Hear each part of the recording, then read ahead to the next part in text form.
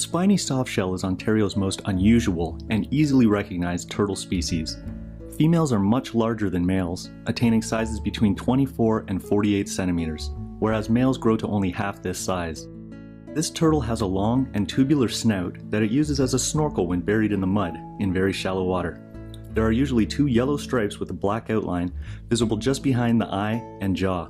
In addition to the unusual nose, this turtle's most unique feature is its flat, round, soft, and flexible leathery shell, or carapace. The word spiny in the common name refers to the short projections, sometimes little more than small bumps, at the front of the carapace, just behind the head.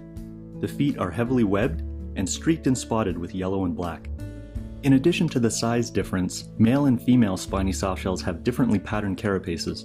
Both are tan, brown, or olive in color. However, adult males possess dark and more sharply defined spots, whereas adult females have an overall darker appearance with a blotched or mottled pattern.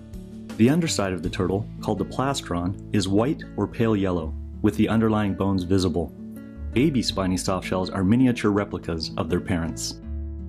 With its pig-like snout and flat, leathery carapace, the spiny softshell is unlikely to be confused with any other turtle species in Ontario. This species is at the northern limit of its range in Canada. It is restricted to southwestern Ontario and certain sections of the Ottawa River. Female spiny softshells in Ontario usually require at least 10 years of growth before reaching maturity. Males take about 5 years. Adult survival, especially for females, is naturally high from 1 year to the next, and, like most turtles, they are long-lived.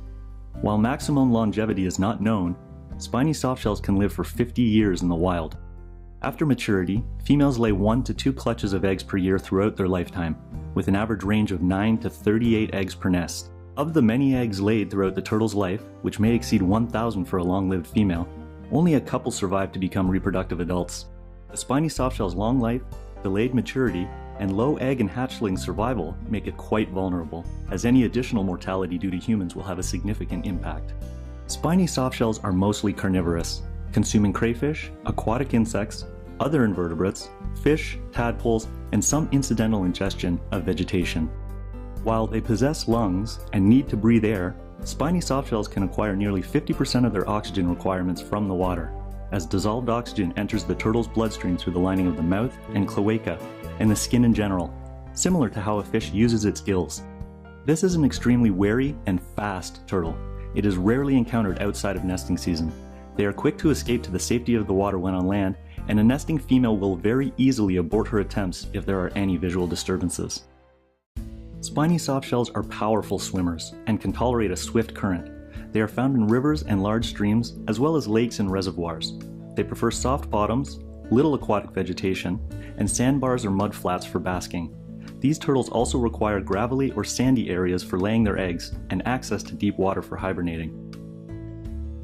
This turtle is a designated species at risk in Ontario and Canada.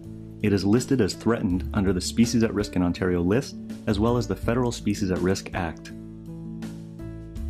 A major threat to spiny softshells in Ontario is shoreline development and fragmentation. Destruction and disturbance of this critical nesting habitat for cottages and recreation continue to seriously threaten the species. This species requires open, undisturbed shoreline to nest, and without access to these areas, spiny softshells will surely disappear. Because spiny softshells are so intimately tied to their aquatic environment, like a fish, pollution and other environmental contaminants have serious consequences. As the pollutants in the water increase, spiny softshells will continue to vanish from these areas. These turtles are known to float just at the surface of the water, often in areas where speeding boats abound.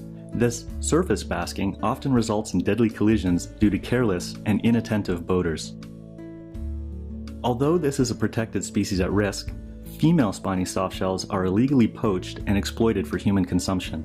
Perpetrators of this crime usually use traps or baited hooks to capture the turtles. Since it is the adult female that is most often taken, this can have a serious impact on populations. Spiny softshell nests are under the constant threat of being destroyed by predators. While predators are a natural part of the ecosystem, increased human settlement has resulted in certain predator species, such as raccoons, skunks, and foxes, reaching unnaturally high levels. These subsidized predators occur at high levels due to things like garbage and food crops provided by people. In areas where subsidized predators occur, nearly 100% of turtle nests are destroyed every single year. Though usually not intentional, commercial fisheries and fishermen sometimes catch a spiny softshell in nets or by hook, and more often than not, this leads to the turtle's demise. Spiny softshells are at serious risk of becoming extirpated from Ontario, but there are ways you can help. Be aware of critical nesting habitat and avoid recreation on or near these areas.